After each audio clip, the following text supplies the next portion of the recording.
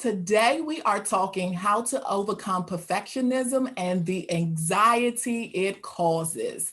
This is a challenge for many of us, and hopefully, once you listen to this episode, you will be in a better place. And welcome to the bandwidth. I'm Rosie, your video coach, and I help women over 40 connect with their audience and go live. If you find value in this video, give it a thumbs up. Check out our other videos that are on the channel. Check out our Facebook group and also our Instagram. And if you're not subscribed to this channel, make sure that you subscribe and hit the notification bell. Again, the title of the show is How to Overcome Perfectionism and the Anxiety It Causes. Our guest is Lisa Ogilvie. I know I've already pronounced it wrong, but she's going to correct me. She's a life coach. Welcome her to the show. Welcome, Lisa. Thank you. Thank you for having me. Sorry, now how do you pronounce your last name? Oglesby. Oglesby. Okay, I just wanted to make sure we get it. So I gave a brief description of your what you are, which is a life coach. Can you elaborate a little bit more and tell us a little bit about your background? Okay, sure.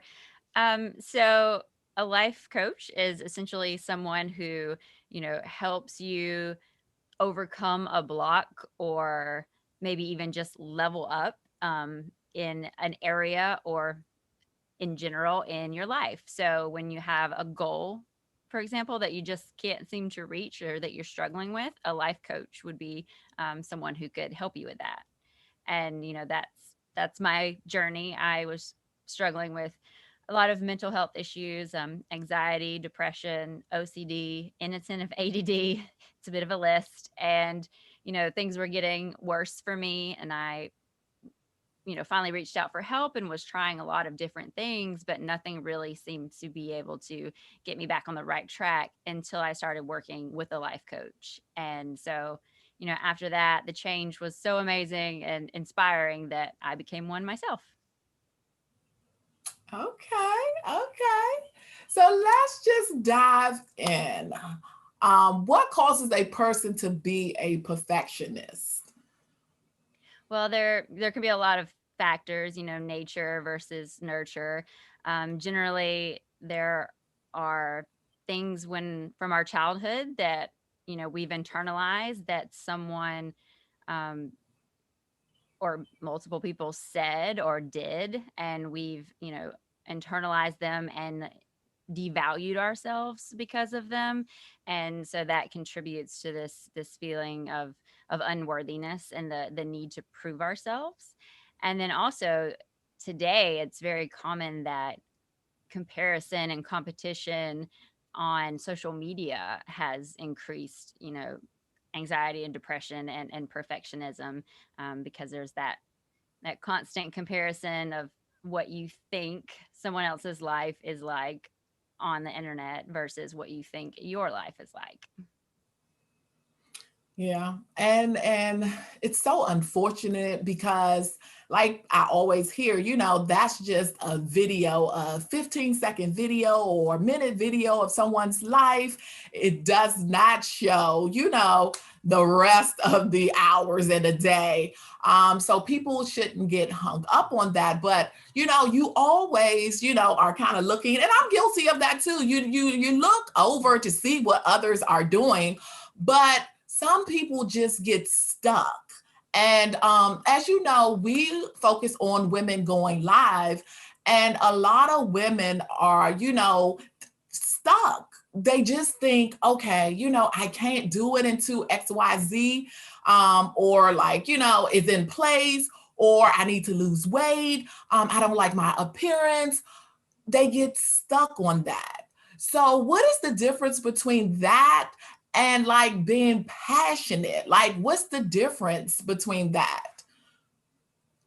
Well, there's nothing wrong with having high standards. And so usually if we're passionate about something, we do have high standards because we really care about it.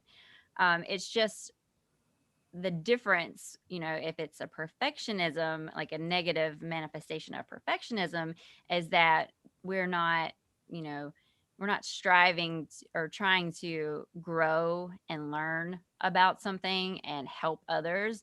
We are trying to instead prove our worth or our value to others. So that's, that the difference is the thoughts behind the actions. And you can always tell when you're having thoughts that aren't serving you by how you feel. If you're having anxiety, depression, unhappiness with your life, then you're having those perfectionist type thoughts. You're trying to prove your worth. If you're, excited, happy, you bounce back quickly from failures, then that is a passion that's guiding you. Mm. So, is it a good balance? Because sometimes you do want to prove yourself to people, but I guess it's when you go to the extreme. So, can we talk about a healthy balance? Well, it's always about your thoughts and how they're making you feel. If you have the thought, I want to prove myself, and it feels good and it feels motivating to you, there's no reason, to question that thought or to change it. It's not causing you any problems. But if it's, I have to prove myself. If I don't prove myself, I'm not good enough. If this person or that person doesn't see that I'm good enough or believe that I'm good enough, or even I'll show them. If it feels angry and makes you feel, anxious or sad or not good enough, then that those thoughts are not serving you and it's not a good thought for you to have. Mm. So, if you have those thoughts and then, it kind of goes away, I guess that's okay. It's just like when it's prolonged. And when do you introduce someone like yourself into the mix? That's a fabulous point. We're all human. We're going to have times where we beat ourselves up, or we want to prove ourselves and we get, just out of alignment and off course. That's going to happen. Doesn't necessarily mean that you need, a life coach. But if it does become chronic, inconsistent, if you're having these thoughts every day, if you're having, anxiety every single day, maybe even several times a day or all day, then, it's time. Or if it's keeping you from achieving a goal that you are passionate about, you do want, and your fears of failure, judgment, rejection are stopping you, then it's time to get some help and break through. Yeah. And how do you overcome the fear of failure? Well, we have a lot of tools for that. Mhm. The main one that is what I really dig in and work with clients on is rewiring your brain. For a long time, scientists thought that pretty early on in life, and I think for some reason I'm thinking 25 was like the cutoff. Like you're there, your brain's developed, you're done. But now we know through the science of neuroplasticity that your brain keeps growing and that you can learn and you can change things. So, one of the best ways is to rewire your brain. So you do that, kind of a overview of it, by, when you're having that fear, when you feel that anxiety coming on about failure, you can do what we call a thought download, which really just writing or typing or on your phone, but putting down all the thoughts that you're having that are causing those feelings. And then you can pick a few of those thoughts that are really painful, like no one will love me, I'm not good enough, those kind of thoughts, and use that as a starting point to build up to a goal thought. And with coaching, the school of thought that I work in, we don't just teach like positive affirmations. So you don't just go straight to the goal thought, like, failure's part of the process and it's good. You might not believe that. No matter how many times you say it in the mirror, you might not believe it. Mm. So what you do is you work with less negative to neutral to more positive thoughts, and keep going as you get more comfortable with the thought until you get to that goal thought. Okay. And then you just repeat that anytime, like you said, daily. This is part of your daily life, or just when you are having an anxiety attack, or Right. Anytime you find yourself, struggling with negative emotions, they're kind of like you said, not just like in a human way, I'm having a bad day or something, but they're kind of sticking around, then is a good time to do a thought download and to start the process of thought stairs or thought ladder to change those thoughts that are causing that. yeah. Because And I go ahead. Mhm. no, you go ahead.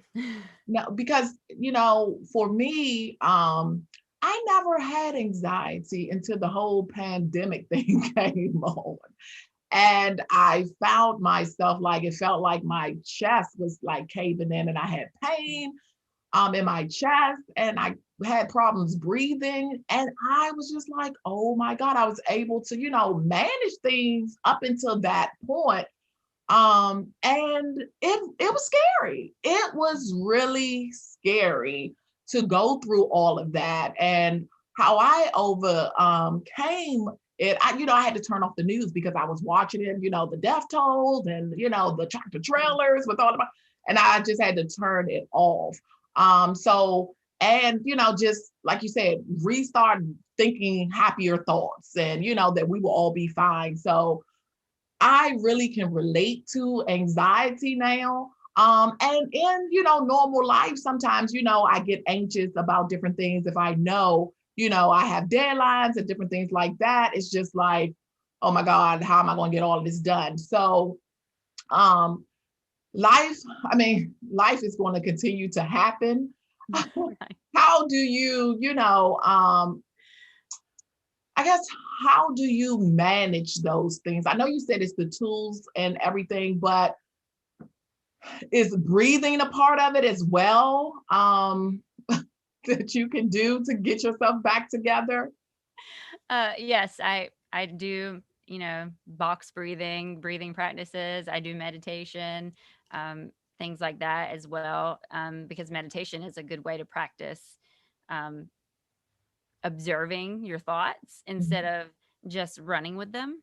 mhm, Because, what causes our emotions is our thoughts create our feelings, and then our feelings lead to our actions, which generate our results.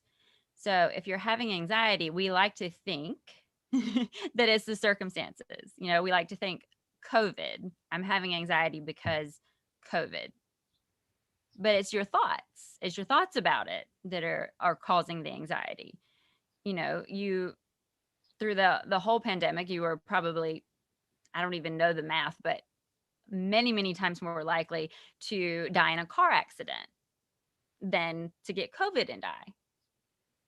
But your thoughts are, I get in the car, I drive all the time, it's fine. I don't know anything about COVID. It's new, it's scary, it's uncertain. So those thoughts generate anxiety. And that can be hard in a lot of situations like COVID to come to that understanding that it's really our thoughts. Circumstances are just neutral until we have a thought about them. But it's once you can come to that, it's very freeing, and you realize that you know you can't change your circumstances, you can't change other people and how they might act or think, but you can always do the work to change your thoughts and through that feel better about your circumstances. yeah. And to just bring it back to going live and everything, women that I talk to, they are dealing with so much anxiety because one, it's public speaking. A lot of people are scared of public speaking. So of course that anxiety is kicking in. It's just like, I can't do this, I can't do this. And it's just, try it. You're not going to die, just take baby steps, do something on your stories first, try different things. So that is one thing about, the public speaking. Another thing I find is appearance is another thing. And so what I like to say is, and I would like your thoughts on this, is to kind of like make a list of things that you want to change about yourself and then the things that you're going to accept. And then, go off. You may not want to go live right now until you work on those things that you feel you can improve upon. And then those things that you can accept, work with, a person like you, a life coach, to start accepting those things so you can move on and, do the things that you are called to do in life. Um, well, to the first part, trying it, taking baby steps, that's a great idea. Another set of tools to help deal with the fear of failure is to keep a success journal, Mm. because that show, we tend to devalue and put down our success. So that helps us celebrate each success and remember that, I put in effort, I tried, and I did something hard, or I reached this goal. But also to evaluate and keep track of your failures. So if you do a live and you evaluate, make sure you note what went right. But if you feel like certain things could have been done differently, note that, right? It's fine. Write it down and then say, okay, next time I'm going to do this part differently. So that way there's no failure, there's only feedback. And that's how the process always goes for anything. Nobody has ever just put something out there and it was right and perfect. It always took trial and error and tweaking it. Absolutely. So that's how the process goes. And then, with body image, absolutely write down the things that you do like about yourself. Um, if that's something that you're really struggling with, write down one or two every day, and really, like, don't just write down, oh, I like my smile. Be like, hey, I like my smile. I've got a great smile. It's good. Let it make you happy to think about it. And for the things that you don't like about yourself, you can start working on some thought stairs of that.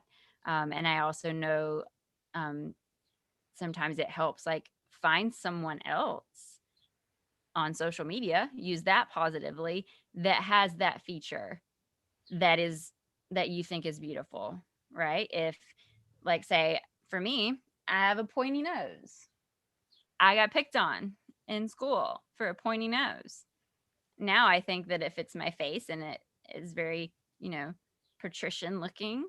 Um, they used to like that back in the days. Kings and queens had sharp features. So it doesn't bother me, right? But if it did still bother me, I could find actresses, regular people on Instagram that I thought, hey, look, she's beautiful and she has a pointy nose. Follow them, right? Consume those images, and that will help you see, like, they have this same feature that I don't like about myself. It is beautiful. It can be beautiful. Yeah. And I like that. I really do like finding somebody else that has the same feature and saying, look, they're doing it, what's stopping me from doing it as well. And hopefully that will, push them forward with, doing whatever it is. So I wanted to dive into like self-coaching. What exactly is that? And can you talk more about it? So, self-coaching is, learning to apply that the concept that your thoughts create your feelings, which lead to your actions, which generate your results to your life yourself. So, that the first and most important part is that awareness that, thoughts are just sentences that run through your head. Just because it popped into your head, it doesn't mean that it's true and that you have to believe it and keep it. So, like I said before, we can be really attached to believing our thoughts, believing the stories that we create about our lives in our heads. So that's a huge first step to being able to coach yourself, through negative emotions, or if it's some action in your life that you don't like or that you're not taking, or if you see results in your life that you're not happy with. It's always the thoughts, and you have to go back to that. So that starting point of awareness that it's the thoughts causing these problems, and the thoughts aren't as true, or even if they are true, if they're not serving you, why keep them? So that's the first part about self-coaching, is having that awareness, so that when you have the negative emotions or actions or results, that you're able to be like, okay, what thoughts are creating these? And then, being able to question those thoughts and shake that belief in them a little bit, and then putting in the work to rewire the neurons in your brain so that you think different thoughts when those circumstances or whatever the trigger was happens for you. Mm. And this is lifelong. This Yes. is really lifelong because as you are talking, I'm just like, you're going to go through this for the rest of your life. And like you say, it just depends on, how you're able to rethink, that thought and switch it to something positive. And like you said, is it serving you? But so often we get stuck, just stuck there, and it keeps replaying and replaying. But I guess the self-coaching piece will just, if you go and talk to a professional like you, once you do the work, it will be second nature to kind of like, okay, I'm having these thoughts, kind of like reevaluate it and get me in a different space. So can you talk about clients, like success stories where you've got a call and said, I was having this and then I did some techniques and I was back? Oh gosh. Yes. It's great because when I say that, I'm an anxiety coach. I work with people with anxiety, but I also use the perfectionist terminology a lot. Mhm. And one one of the things that is difficult about that is there are a lot of perfectionists who cringe at the thought of saying that they're a perfectionist, because they're like, I've never done anything perfect in my life. So they actually, suffer from perfectionist paralysis and from all these same thoughts and, struggles, but they won't even label themselves perfectionists because they won't even touch that word.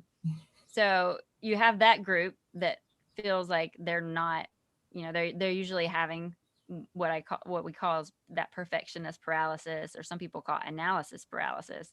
They feel stuck, like they're not taking any action. And then you have the typical, what people think are perfectionists, the ones that are going and doing, and they're doing all the things all the time, and everybody's like, she's a perfectionist, right? Mhm. So it's amazing to work with both sets of perfectionists and see how the thought work can completely change their lives and their results. So I had one of the like typical type perfectionists, and she was like super young and successful, and she couldn't see any of it, like just not at all. Didn't see her success. Really wanted a promotion to yet a higher position, like a really high position. And she was so young, and she had run marathons, but wasn't. I'm not in that good a shape anymore. And I mean, so and was beautiful, but was like, oh, my hair and all those things. And it was amazing just to start shaking the beliefs and the thoughts, just creating the awareness for the self coaching with her. Just she just took to it, and she stepped up into who she was. She wanted to be a leader in her company and all these things. She already was, but as soon as she was able to see that and step into it, she just took off even more. She got the promotion. She was meeting with celebrities and VPs at her company. I was just like blown. I was blown away, and I was the coach. Yeah. And then on the other spectrum, I've had you know like a mom, and she's got 3 kids under 5, but she feels like she's not doing anything. You have 3 kids under 5, you're doing a lot All the time. all the time. that's hard. That's a lot. And, Yes. so she was not even seeing, how much she was doing there, what an amazing mom she was. And she also, had paralysis because she really wanted to find a passion, have her own, thing going on, maybe start her own business. And so, we had to go. She was like, I want to talk about something. I want to talk about my passion, not necessarily me being a mom, but those base thoughts of not good enough started there. So we had to work on that and shaking the beliefs that she wasn't already, doing amazing and was a fantastic mother. And seeing that helped her feel good at home and also helped her open up and find that passion and start working towards starting her own business. So it's really amazing the changes that occur with coaching. And it was the same for me. Like I said in the beginning, that's why I became a coach, because I was so happy with my own results. Yeah. And I just think it's good to have, if it's a coach, if it's a friend, um, to encourage you to say, because sometimes you do, and I'm guilty of it too. You're just moving on to the next thing. You don't realize that you have accomplished so much, or you have done this. Like you said with the mom, she doesn't even realize the things that she does on a day to day basis. Or if you're doing something like me, you haven't realized that in 2 years, look where you have come. And it takes people just saying, look, you need to celebrate yourself. You need to see that you are not where you were like 6 months ago. And I just think that it's just important. However you get it, you have someone that can kind of like check you and say, this is where you have come from. You are making progress. So that I like those stories that you just gave, because it's just, we can get stuck. We really can get stuck. And, being able to do those things on your own with the self coaching, once you've had a professional help you, and you have the tools to move forward, that's just a great gift that you can give yourself. And like I said, it's just lifelong, that you will Right. keep coloring this. So, yeah. Yeah, it's funny because sometimes, when I'm first working with clients, they're like, this is hard. This is going to be hard. Yes. And I'm like, it's true, but you can always just not do it and keep feeling how you're feeling now. And then it's like, oh, okay. Who wants that? Like, let's do the work. Let's do the work. Right. It is practice. You're going to have to keep it up and keep doing it, but it's better than, chronic anxiety. Absolutely. Absolutely. So, what's next for you? That's a big question. What is next for me?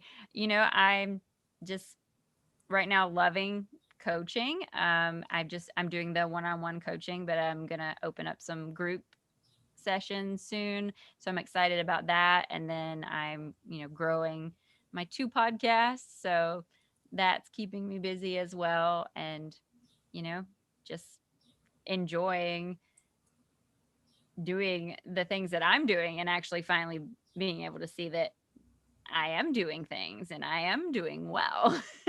I get to enjoy that myself because of these tools in my life. And it was not always that way. So that's where I am. And I keep growing in my own life, and that just helps me become a better coach. So I look forward to it.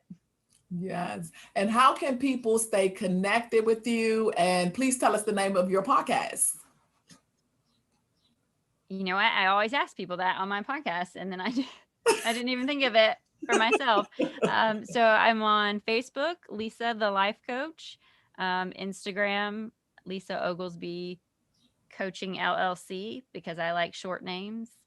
And the website is lisaoglesbycoaching.com.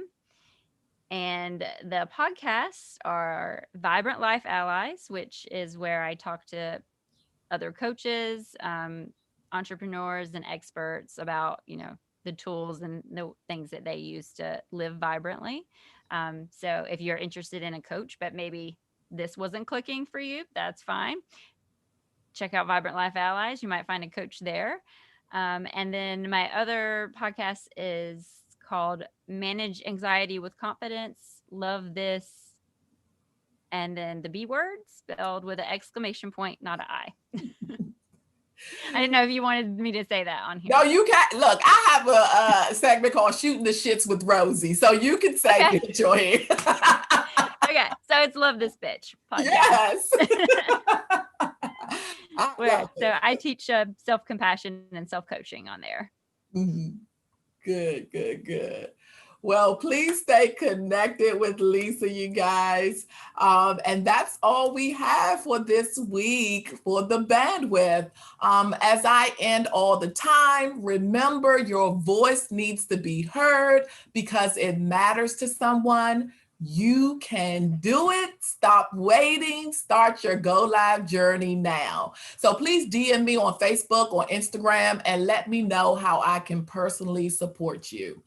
Again, I want to thank the team for producing this show. Subscribe to our channel. If you're not subscribed, click the thumbs up button and turn on the notifications. Comment your biggest takeaway from this conversation. If you found value in this episode, share the link with one person. And if you're ready to go live, sign up to get my 3 must-have tools. Until next week, bye-bye.